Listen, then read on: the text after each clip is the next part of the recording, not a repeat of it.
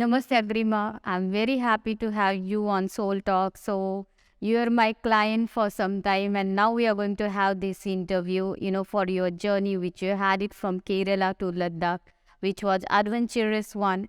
So, I'm really excited and I'm really glad to have you here. And I want to know, each and every details of this particular journey. But first, we go ahead in the talk. We'd like to understand, what was the objective behind it? Why did you feel like going for this particular journey from, Kerala to Ladakh to spread the awareness of yoga?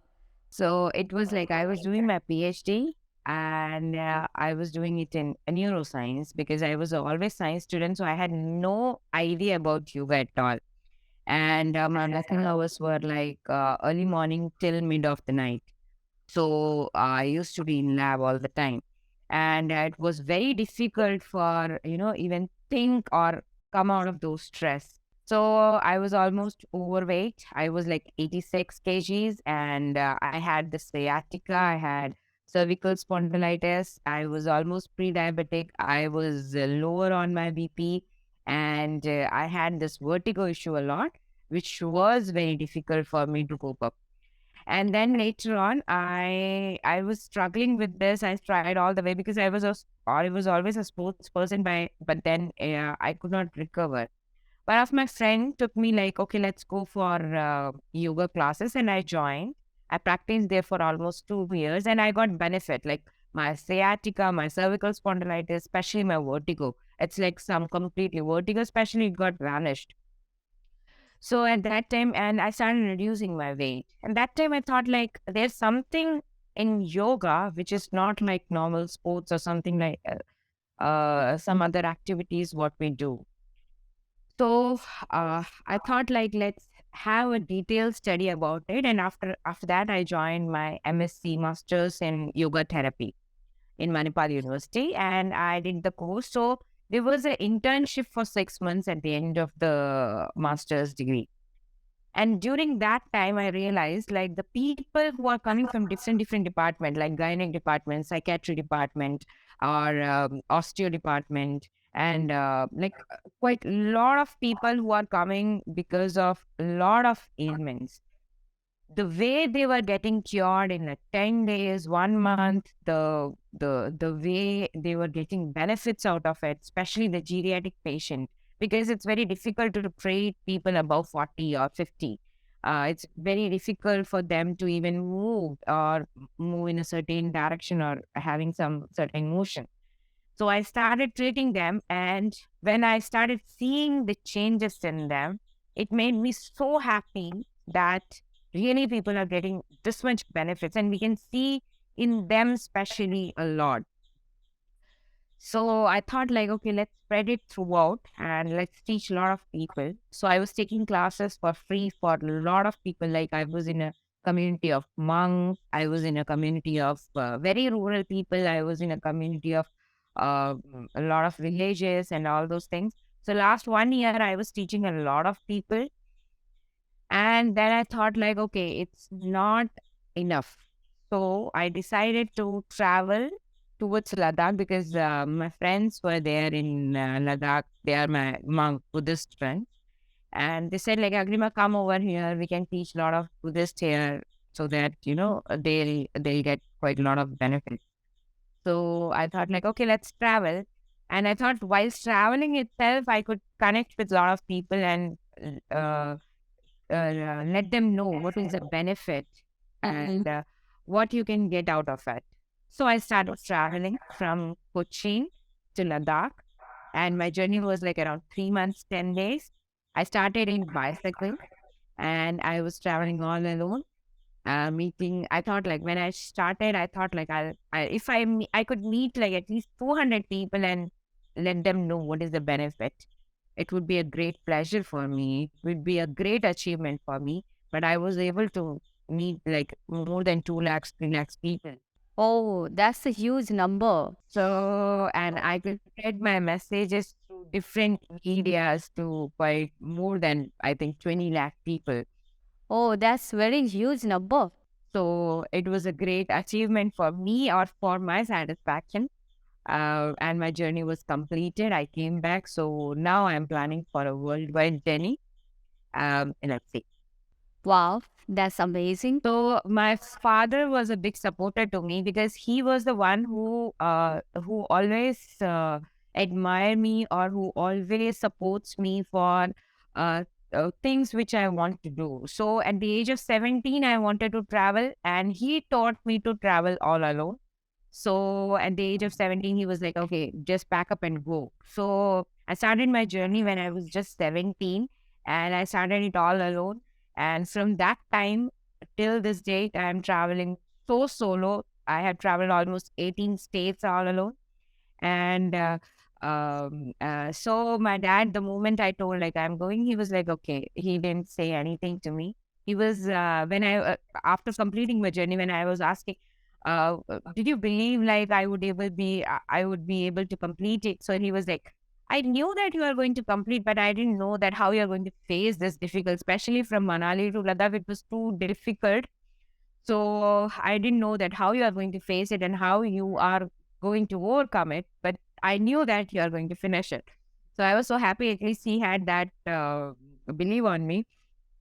So when I started on 21st June, I thought like people might not support me or something, because it was my first experience. It was my first cycle travel.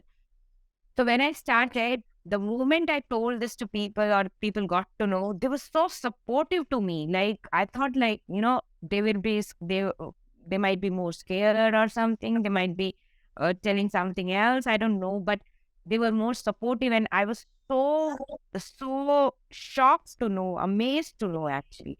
Like the way they were supportive, they were ready to do anything for me, to support me or to be a part of it. Like they were ready to do anything. And when I planned or I started, I thought like, okay, let's do it anyway. I'm going to do it.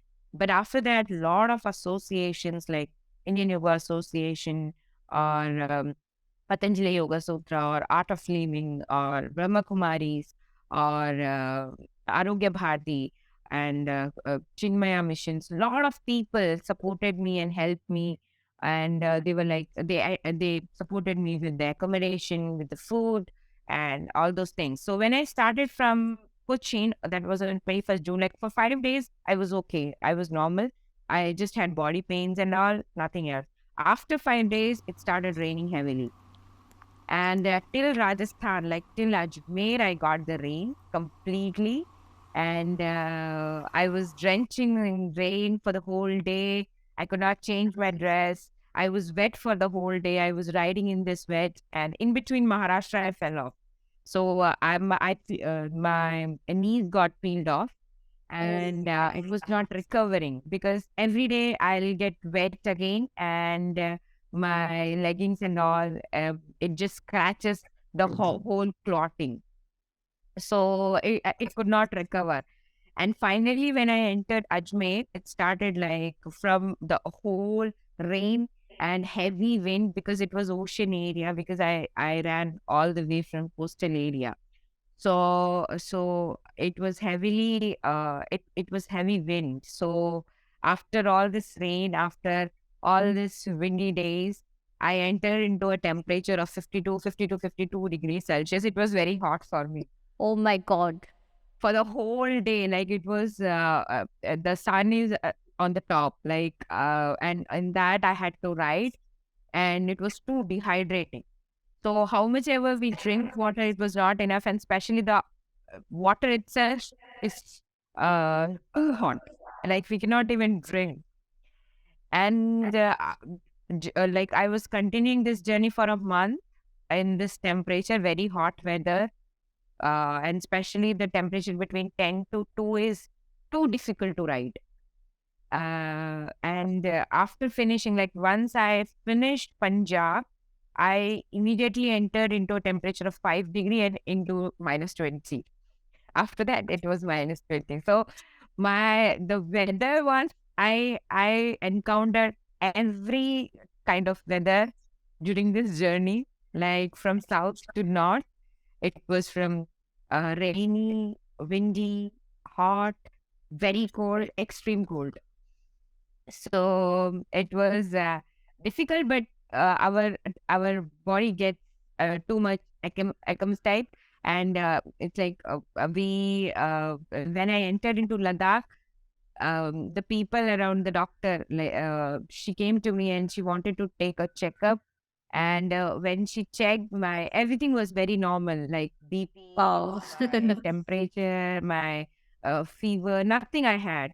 So she was so shocked, like, you know, how come it's very normal? Normally, when you go to high altitude, you will have at least some sort of problem, at least some sort of oxygen deprivation, or some sort of fever, some cold, because we are traveling from mornings till night. So, whenever people enter into the circumstances, they may have quite a lot of health issues, but everything was very normal. So I said, like, yeah, I am a yoga practitioner. I practice for like 1 hour, 2 hours daily.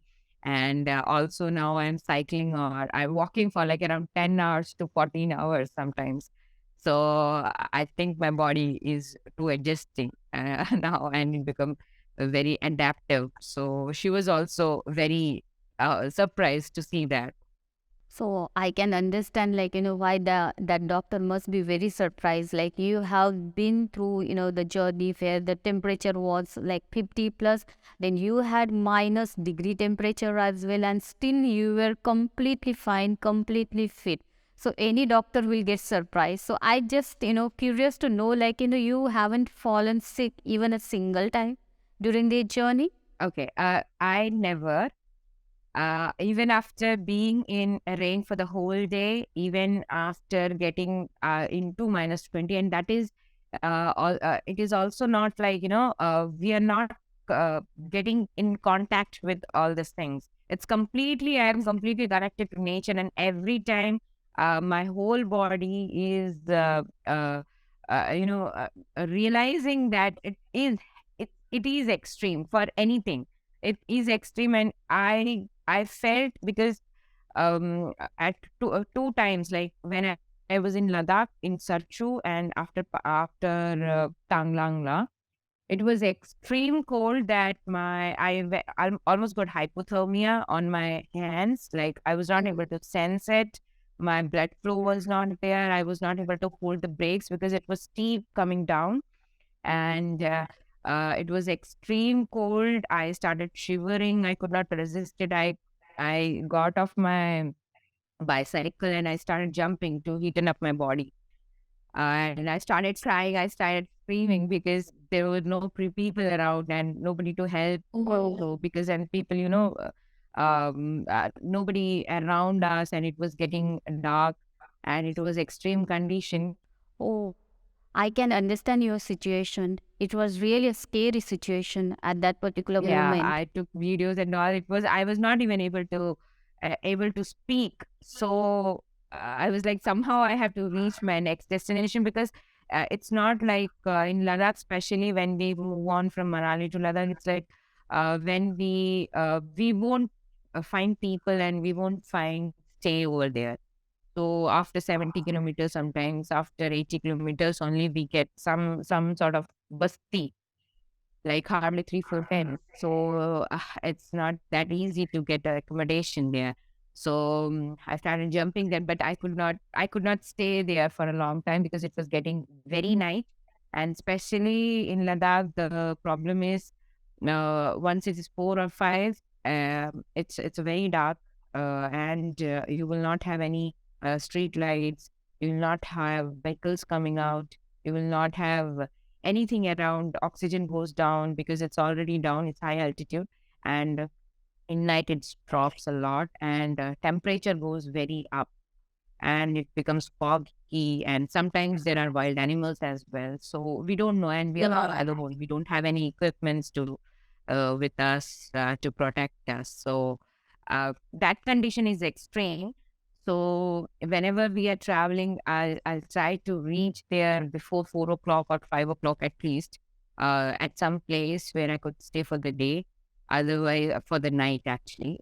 So otherwise, it's very difficult. So that was my extreme condition. I never fell sick.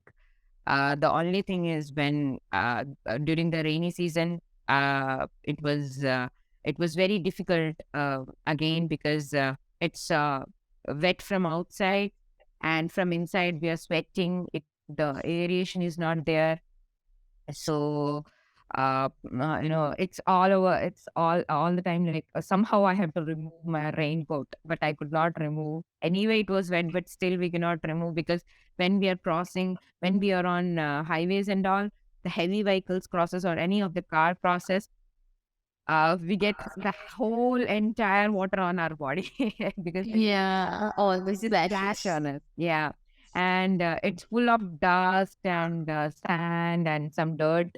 It makes us, go itchy. It's very itchy. So the whole day, it's very difficult to wear the same clothes and go with that.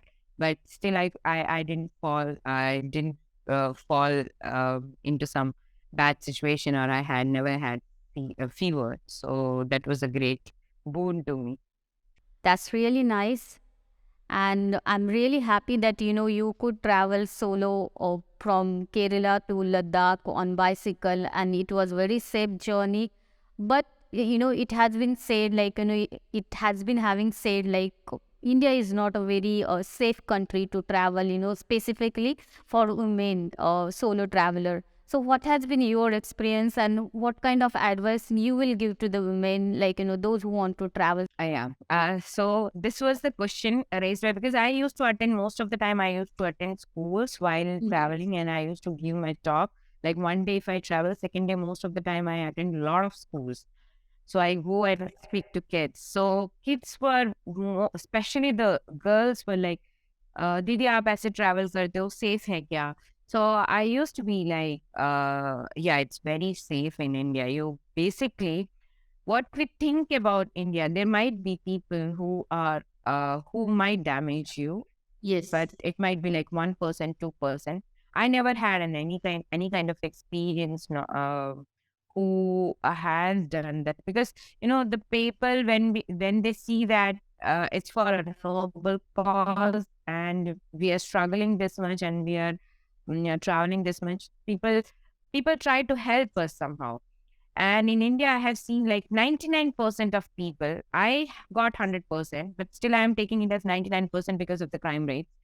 But Yeah. then, whomever I got, they were so helping. They just wanted to help me somehow. Aajao, pani pilo, khana khalo. Like they want to offer me something. And most of the hotels, they didn't even charge me. And if I fall sometime, I fell in Maharashtra. So people, all of a sudden, they just come to help us. So the way we have made the thinking about people in India, we feel like it's very unsafe. But actually, people are more helping and people are very kind to us, especially to female. I don't think if male when males are traveling, uh, they get this much help, because I spoke to a lot of people. They said like, yeah, people are helping, but not to the level the way they help females.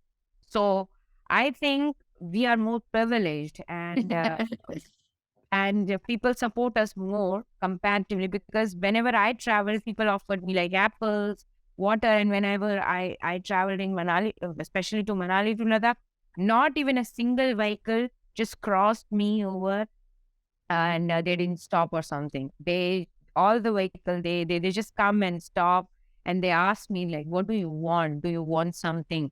I always say like, "No." If sometimes I need some water, I may ask them for the water, but still they offer me a lot of fruits, chocolates, whatever they could. And sometimes a lot of people ask me like, "Should I carry your cycle?" I said, "No, I want to go the whole day with my cycle. I'm making some records and all." They said, "Okay." So I was so happy, like, the way we think sitting at home, that it's very unsafe outside, but it's not that.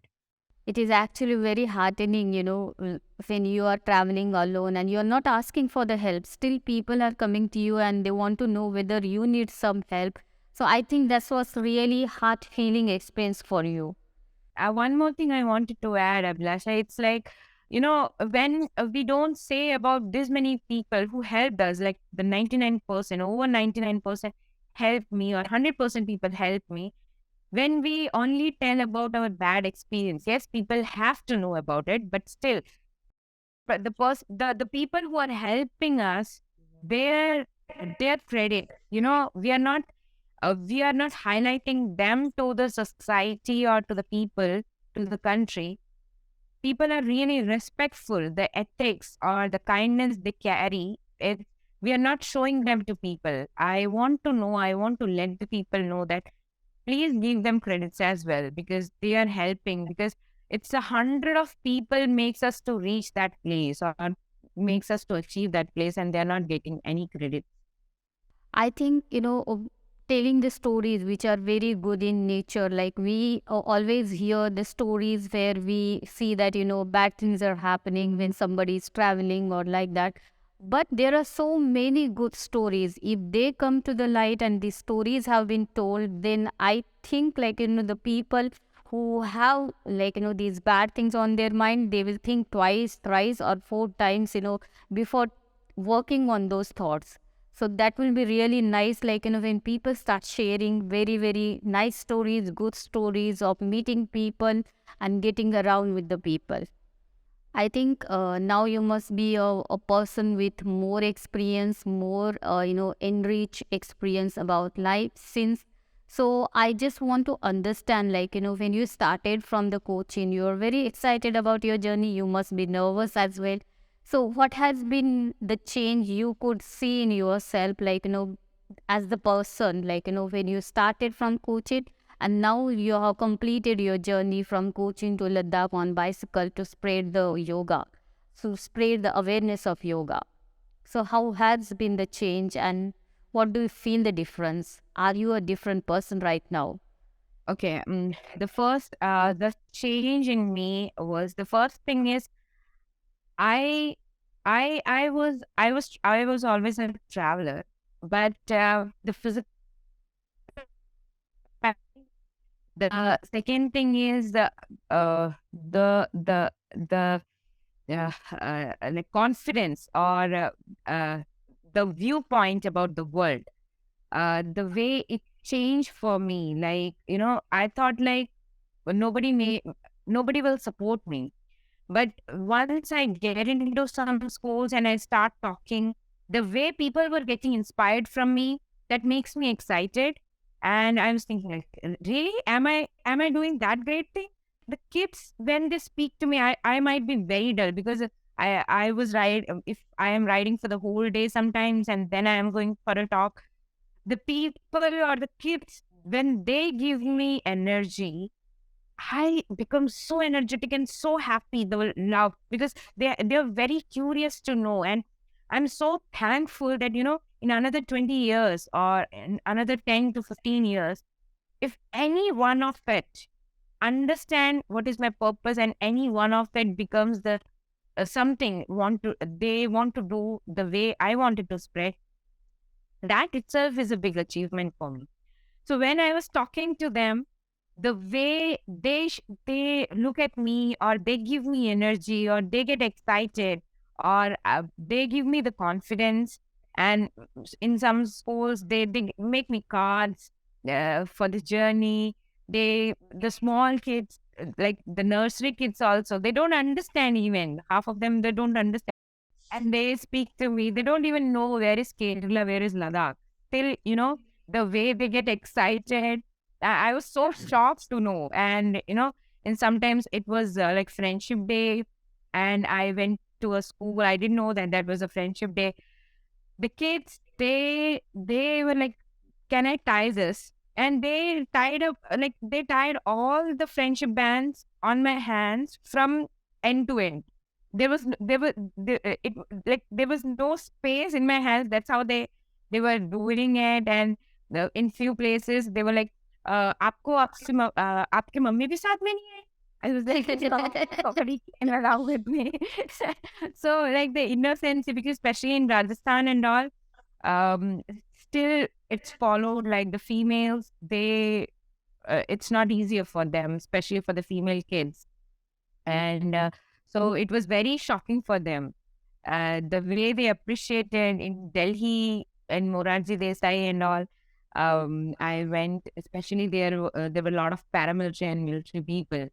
They were so inspired. I didn't know that. And in search and all, I stayed with some military people in military camps, and they were also excited. So throughout my journey, when I see people excited, every time they stop on the road and they take selfies, like, please, ma'am, can I take a selfie and all. So when I see those kind of people around me, I get inspired and I get energy out of them, and I feel like, okay, I can do it more. So that kind of mentality I got, and now I am more confident that I could travel more and I could see the world. So it was not just one. Yeah, every day I was coming across with a lot of people to mention about. When I started from Kerala, I just went to a tea stall and I ate few bhajis and all. So once I went and I started paying to them, the person said, like, just now a person came, he saw you and he paid and left. So I was like, okay, people are like, they just want to do something. For me, they want to they want to help me out in some or the other way. So I was like, okay, people are like that. Even if I stop for a while, people just stop. Is there any problem? You want any kind of help? So every day I was facing, and whenever I'm going and I'm eating something, hardly these people, tea stall people, they'll get like when 10 rupees, 20 rupees for Yes. their very. But nobody charged me. They were like, no, beta, we don't want. Like, nobody charged me. And I was like, nobody is charging. They hardly get a small amount. And when I entered into Maharashtra and all, when I was eating breakfast or lunch, and they were like, we don't want money. Nobody charged me. Very hardly, very few people charged me. And that too, like, very rare. And when I used to stay with family till Manali. Most of the time, I stayed with family, and I get so shocked because again, I'm telling, and there are no specific people because every day people get up early morning. I didn't have food. My normal routine is I don't have food after 4 o'clock in the evening, so I don't have dinner. So they used to be very sad that I'm not having food. I said, like, no, we can have it tomorrow morning. I'll have breakfast, a very good breakfast. So they used to get up early morning for me, and they used to prepare. And whenever I used to wake up and I used to go to them, they used to be preparing. And I used to feel bad, like, for me, they are getting up early morning and they are cooking, and they pack my food to. They treat me so well. They do a lot of things for me. And like when I come out of it, the way they love me, the way they feel, they call everyone among their family, among their relatives, or in their neighbors and all. They introduce me to them. I used to have a chit chat. So it was so good feeling. And after meeting the kids, meeting people around me, there was a person in when I crossed Gujarat. In Gujarat, there is a place called as Wapi. So when I was crossing it, there a person was crossing on the opposite direction. He came all the way and he asked me, "Beta, kya kar rahe ho?" मैंने बोला, "Sir, I am promoting yoga and I am traveling like this." So he okay, chalo, chalo. And he used to go and stop like exactly in 200 to 300 meters in front of me in his bike. And he used to call everyone Gujaratis, and he used to, ये बच्ची ना पता है ये कर रही है, ये कर रही है. And he used to speak Oh, that's so lovely. and it was to introduce me to everyone. So I told him, भैया आपको opposite जाना है ना, you please carry on. He said, no, I'll drop you and go. And then throughout the day, he was doing the same thing. And by the evening, I had to stay in Gurukul hostel on that day. So when I almost entered, he went there, he spoke to the person, and then he was like, okay, he gave me a lot of ashirwad, and he left. He was like, when he was leaving, his eyes were filled. Like he was so happy, and he was like, बहुत अच्छा बेटा, बहुत अच्छा, and he left. So even in Ladakh, when I was traveling, nobody was there. I was so thirsty. My water got over, and I was like, "Oh God, what?" Like, I should get. It was complete desert area. So there were few people with the whole family. They were working around there. They were like doing some labor work for the roads and all. And it was evening. They used to cook their own food and they used to sit there. So I saw, okay, there is a group. Okay, there's something crowd because in Ladakh, if you see one hut house, that is a basti. That is the whole village. So a group of people means it's like a heaven. It's a crowd. It's a heavy crowd. So I went to them. I was like, oh, I need some water. Can you please provide me some water? So they immediately filled my bottle. They gave me water. They made me sit there, and they offered me food. They had some rice and dal, and they offered me food. So I was like, I just asked them water, and the whole group, they don't understand my language. I don't understand their language. They mostly speak some Ladakhian language. Most of them are Tibetans. So they offered me food and I was eating it. They offered immediately some packed food. I said, no, I don't want. I am so happy to have this rice and dal. Because the day I entered into Ladakh, you will only get some bread or some rajma chawal or some Maggi. This is the most available food. Most of the time, you can only get this kind of foods. So I had that and I offered them cashews, which were gifted to me from Maharashtra. I was carrying it all the way and I gave them the cashews. So they were so happy and I was so happy that, people are so welcoming. When we enter into Ladakh, we speak like normally greetings. So they have a different language. So we say Jule. So Yeah. everyone who enters into Ladakh, we say Jule to everyone. They also greeting us with the same word. So everybody who sees us, they'll always greet us. They'll always say Jule and leave. So it was very nice experience with a lot of people. So this is actually a very heart touching experience for you. Even when I'm listening to you, I can feel that, that softness and the big heart of those people. Those who have very little to offer, still they offer you something, from their plate. So you need a very big heart only. And it's really feel nice that we have so many people with, huge heart, big heart. So that's really nice thing. Just curious to know, you are being from South India, specifically from Kochi, and then you were traveling to the northern parts of India. So, did you face any discrimination from, just because you are South Indian in northern parts of India? How was your experience?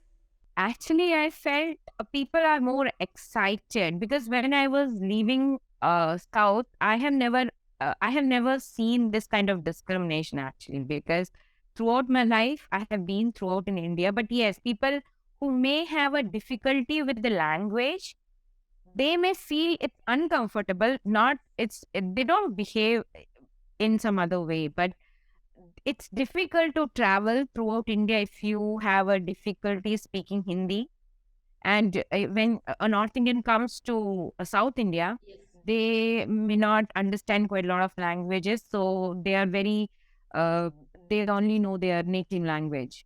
Being a South Indian and being in North Indian for throughout my life, I speak both the language. So it's never been a difficulty for me.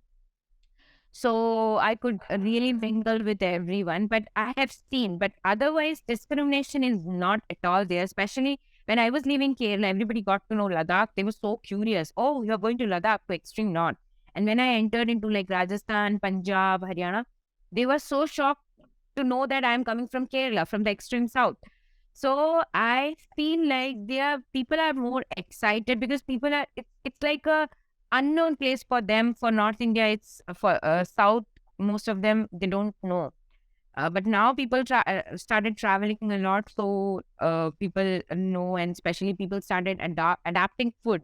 From people from South, they started eating a lot of chapatis, dal, rice, and from people from North, they love doshas a lot, Yes. idli, dosha, and so initially, I think before a few years back, people didn't know the food style and they didn't know to cook as well. It was difficult.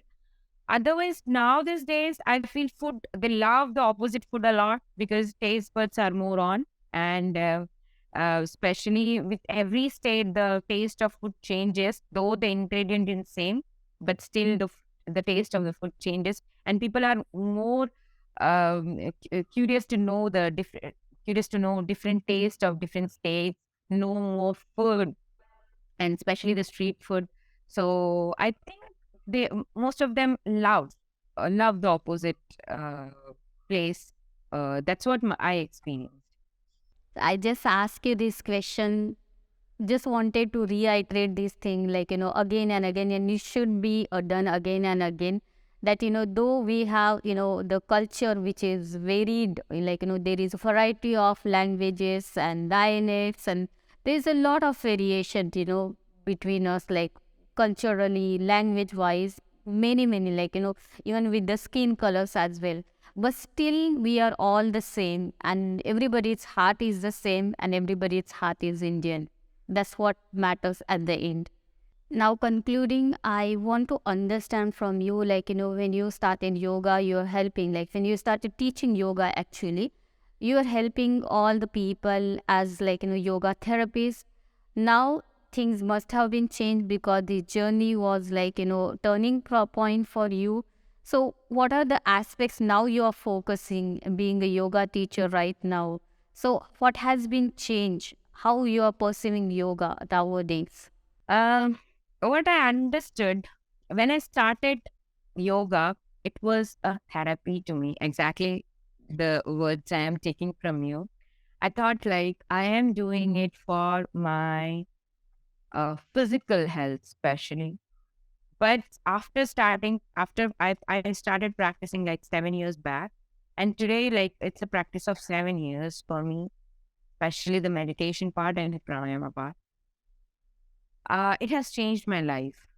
The the physical change, the mental change, and the change of the approach towards thing, the perspective towards thing has changed from completely in a like 180 degrees, 180 degree. So the way I was, I used to take the things, or I had the perspectives around people or the things what I do. It's completely changed. Like the way the world is right now, people are becoming more emotionless. They feel like emotions may destroy them, and all are working for money.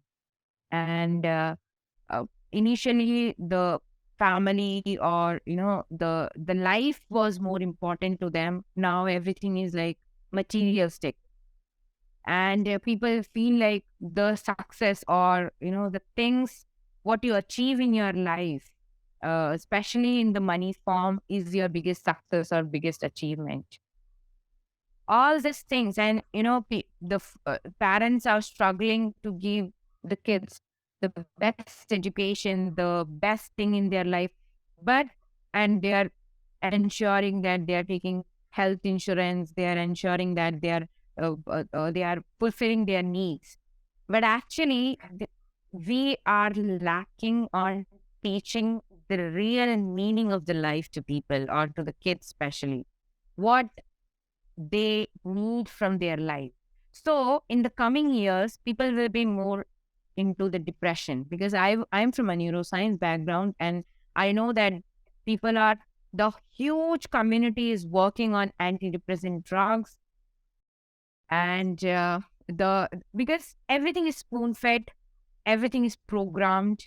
People have a lot of data. People can't sit simply without feeding data to them, in some sort of in the way of mobile, or maybe some digitalized, or even when they are interacting with people, there should be some topic of which is a data.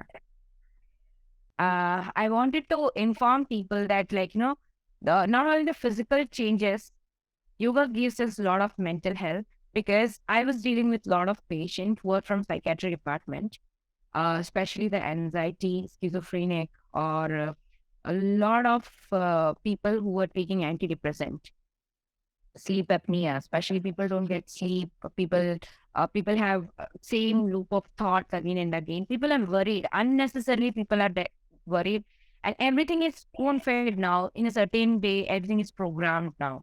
And even a small kid, they go under a huge depression. And if there was a news like people snap, his mother just uninstalled PUBG from his phone and he suicided.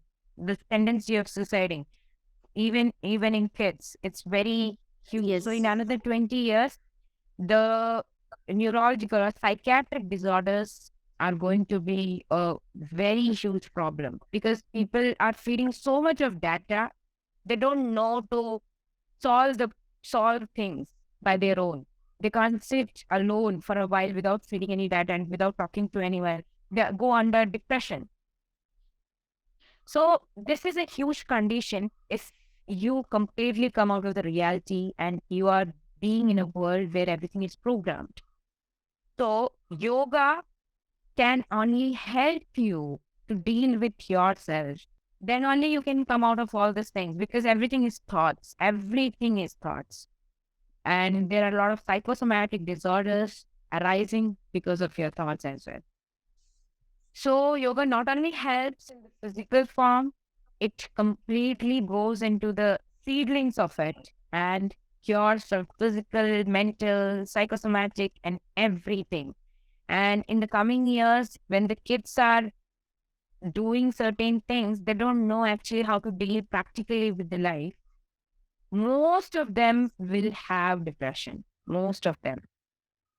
There are a lot of drugs in the market, a lot of research going on in antidepressant drugs, but ultimately the problem is arising in the beginning itself. The developmental stage, the later stage, the way they are programmed, the way everything is becoming materialistic. People don't know how to handle their emotions. They don't want emotions, though it is the biggest thing in our life. Like we can actually make we can actually take benefits out of it, but we think like emotions are destroying us. So we are practicing us not to become emotional. So yoga is the biggest, I think, the help which got, and meditation is the biggest part of it through which we can come out of it and handle our emotions, our extreme emotions, our love, our depression, our achievements, success, and peaceful, especially peacefulness in our life. So, if everybody is practicing, we can make every people or every generation to deal with a lot of things in a better way. As you rightly said, I think, being practical doesn't mean like, you have to be away from your emotions, you have to be away from yourself, like, what you are actually. So being materialistic, it is required. Certainly, it is required. You should be, materialistic, but at the same time, we should seek for the balance in ourselves, in our life. And yoga always says, it always talk about the total well-being, holistic well-being, and that includes the all five layers of our personality. It's a physical, it's mental, then it's emotional, and then of course it is at your intellectual level and the spiritual level as well. And I'm really happy to see that, the people are now more aware. They are getting aware and they want to understand, themselves, at the same time. Of course, they are working, to earn money and, get more and more luxuries in the life. But at the same time, there are people like, along with this, that, they are seeking for something much better or the much better meaning in our life. So that's really heartening. And I can see that you must have seen that. And I'm really happy that, you have been here and, you have shared your experience, your journey, and your the whole, the meaning change for you. Like, it was like just from yoga therapist to the whole level of, the meaning for yoga has been changed for you. So I'm really glad that you have come here and you have shared your experience with us. Thank you. Thank you, Abhilasha. Thank you Thank for you. Thank giving you me very this big opportunity. Thank you so much. It was very nice that I had a conversation with you, because during the journey also I had a conversation with you, and I was so happy that you are, like, you are appreciating it, and you are also becoming a part of me.